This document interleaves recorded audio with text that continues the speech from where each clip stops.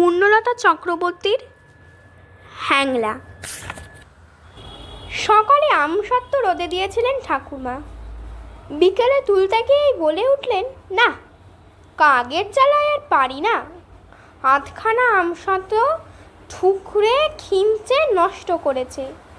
ছোট্ট তপু বারান্দায় বসে চুপ করে শুনছিল আর চোখে চেয়ে দেখছিল।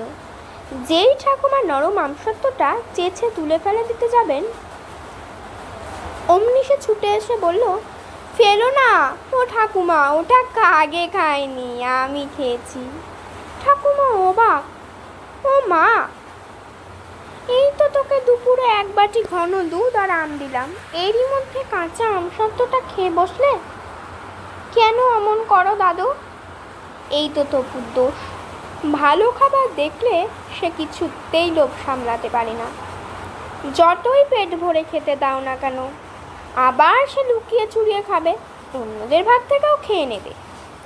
দাদা দিদিটা তাই তার নাম রেখেছে হ্যাংলা।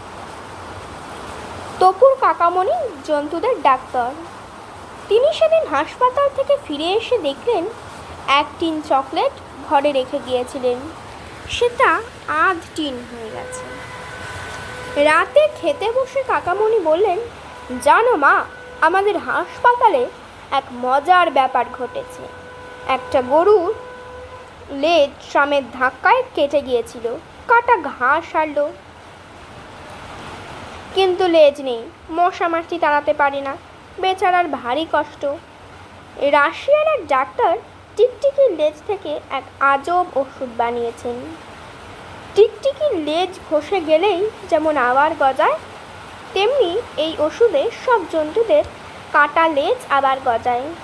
সেই ওষুধ আনিয়ে খাইয়ে গরুটা দিব্যি নতুন লেজ গজিয়েছে। ওষুধটা কিন্তু খেতে বিচ্ছিরি, গরু গাধায় খেয়ে নেয়। বিড়াল, কুকুর, বাঁদর ওরা খেতে চায় না। ওদের জন্য তাই ওষুধ মেশানো চকলেট তৈরি হয়েছে। সেদিন হাসপাতালে একটা লেজ খোঁড়া বাঁদর এসেছিল। লেজের দুঃখে বেচারি ভারী মন মরা। তার জন্য ওই ওষুধ চকলেট আনিয়ে কাল থেকে খাওয়াবো। রাতে সবাই ঘুমিয়েছে, খালি কাকামণি বসে বই পড়ছে। চুপি চুপি তপু এসে বলল, আচ্ছা কাকামণি, সে যে লেজের ওষুধের কথা বলছিলে, সেটা যদি মানুষে খায় তাহলে কি হবে? তাহলে তারও লেজ গজাবে। ও কাকামণি, আমি যে খেলাম। হ্যাঁ, বলিস কি রে? কি সর্বনাশ! এত বলি তবু তোর হ্যাংলামো যায় না। এখন বোঝ তার ঠেলা। তবু কেঁদে বলল, লেজ না গজানো কোনো ওষুধ কি নেই কাকামণি? তাহলে দাও না, শিগগিরই দাও। আমি আর কখনো এমন করবো না কাকামণি। এক চামচ কড লিভার অয়েল আর নিমের আড়ক মিশিয়ে ঢক করে তপুর গলায় ঢেলে দিলেন। কাকামণি বললেন, আর ভয় নেই, এবার ঘুমো গিয়ে। পেটের নাড়ি ভুড়ি যেন সব উল্টে আসতে চায়। তবু কোনো মতে খেয়ে তপু চলে গেল। ঘুম হলো না।